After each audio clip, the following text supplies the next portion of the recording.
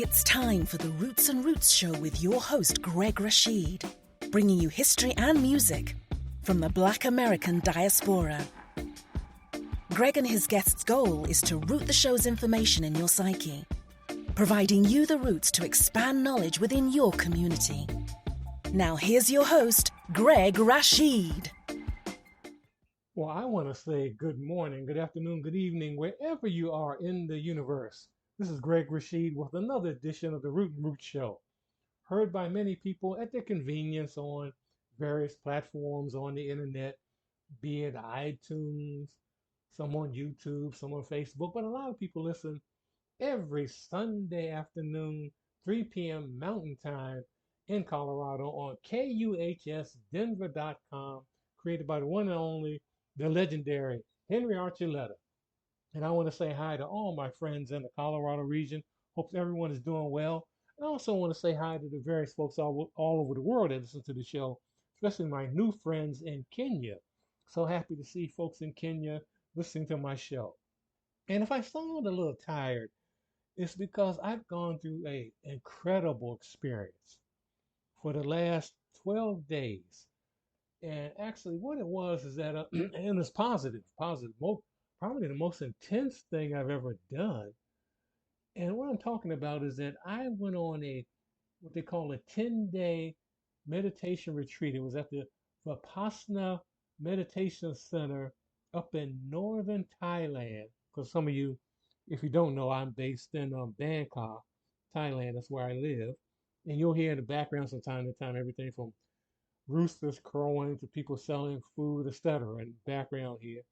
But I went there, and it's on the border of Thailand and Myanmar. And Myanmar is a story in itself, and a lot of you folks in the West are not getting the story of what's going on in Myanmar, but basically there's genocide going on there. And I'm not going to really get into that on this show today. That's for another show, another time. But yeah, I went up there for a total of 12 days, but 10 of those days were spent in total meditation, what they call silent meditation, where you're doing noble silence, which means no talking at all. You go up there and you're spending most of your time, 9 hours a day in meditation, sitting in lotus position, whatever you can do. And they try to help you in any way. If you can't do the lotus position, they have chairs provided for you, try to help you in any way. And there were 70 of us, more or less, up there from all nations. I was the only African American there, but there was another person from America that was there, white guy from America. He was from Michigan, as a matter of fact. But everyone else, they were from everywhere from Paris to Germany, Singapore, Myanmar, Thailand. I mean, just a little bit of everywhere. Germany, Russia.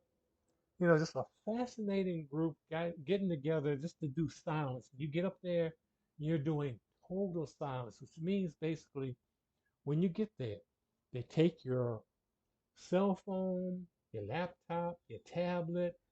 If you have a pen, they take that. They take your writing utensils, books, everything. And you go, they assign you to a room, and you have your own room with a shower in there and everything. In the room, you go in there. And I remember when I went in there the first day, sat down in the bed, and the bed is as hard as a rock. I mean, it's like it's basically like a prison bed. I ain't never been in prison, but I know prison beds is like that, probably harder than that.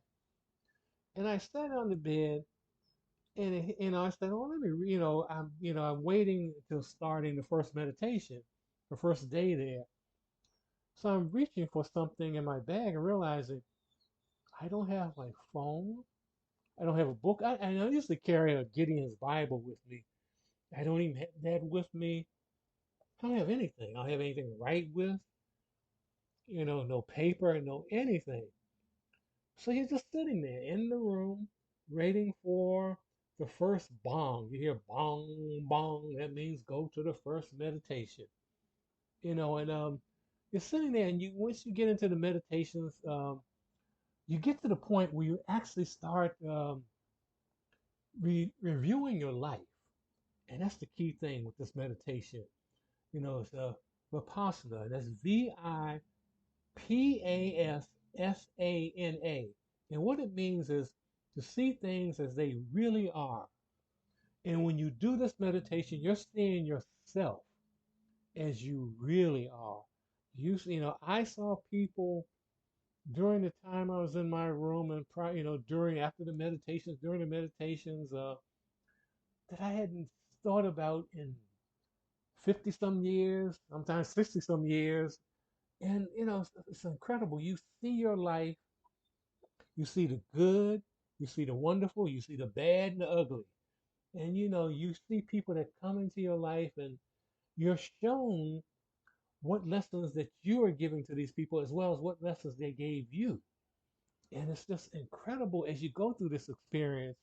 And I have to say this form of meditation was created by the Buddha over 22,500 years ago. But any religion can participate in that. That's the one thing about it. This is not a Buddhist thing.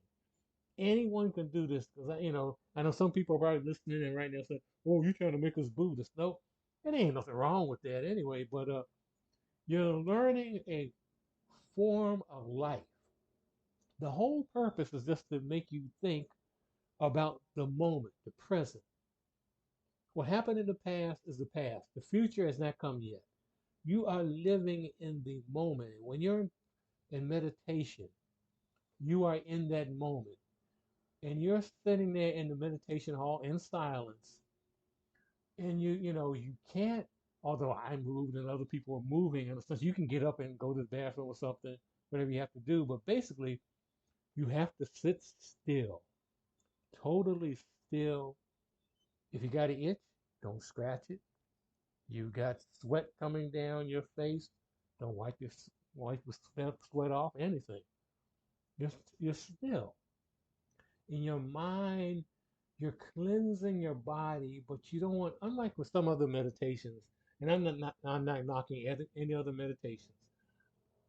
You're given a word or something to focus on. This one, you're focusing inside yourself. In other words, you are like you're not saying anything.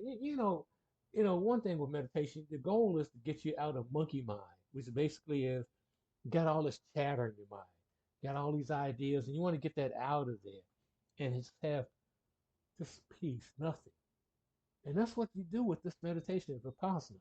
You're doing that, and you're at peace. But the people that you see that come back into your life as you're doing the meditation after you do the meditation, and people will apologize to you. You find yourself apologizing for things you may have done to a person or some activity, or you're thanking people. I mean, it's really incredible. You find yourself laughing one moment, then crying the next moment, then giggling and almost wanting to sing and almost wanting to say, "Well, why didn't I go to jail for that one?" or something. But so many things come to your head when you're doing this meditation. It's just incredible. And you have this cleansing. There's one point, I think it was the fourth day, I was at total peace. My mind, something just came over to me. Some people, they get a little electric shock. Some people, they get like a vibration. They get shakes, a little bit. And some people don't get anything that happens to them. What happened to me is I just got this feeling of just total peace. Just like, wow, everything was, the world was at stop. The world was at rest. And I was at rest. And it was incredible. And it is just the greatest experience I have had going through this. And just being able to just examine your life. Just examine yourself. Be able to examine yourself and just say, wow, this is why I did this. Well, this is why this person came into my life. Or this is the lesson I learned from this. And to proceed. The whole thing is not to go in the past and relive and say, well, I wish I had done that. I wish I did that. In fact, I was thinking during the time I was there about how we're trained as DJs, radio announcers, and presenters in radio. You're taught. Now I was, and I was taught that any radio person's taught to always go forward. You're forward announcing, you back announce the song, but the whole thing is keep things moving forward. And that's what you want to do with your life. You're living for the moment, but you're going forward. The goal is just to move forward. Live for the moment. Live for that moment and enjoy the moment. And just don't regress and say, "Oh, I should have did this," or "I don't know why.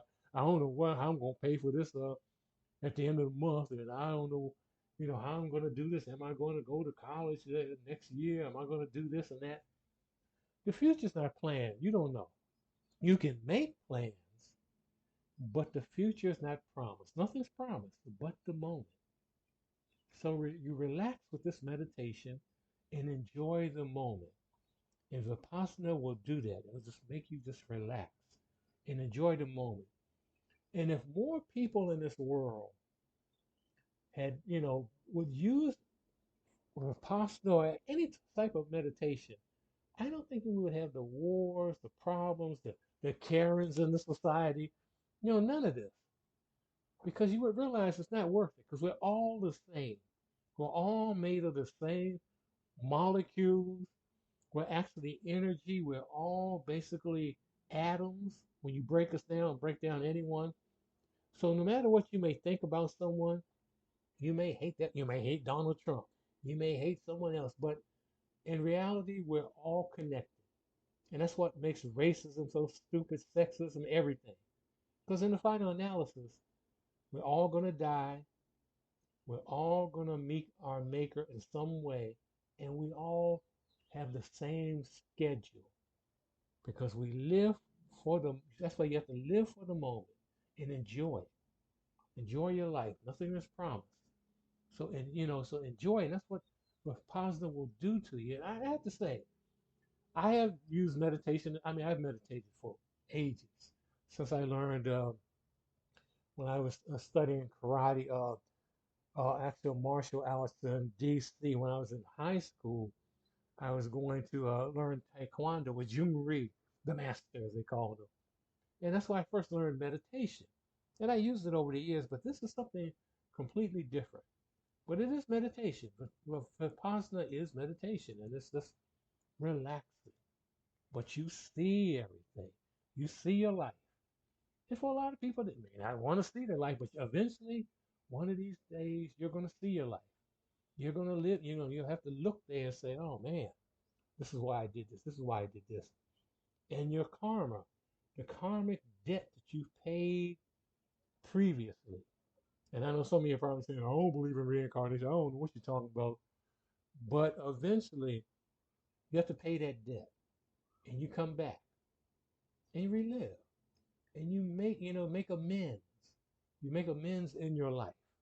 And that's what you have to do.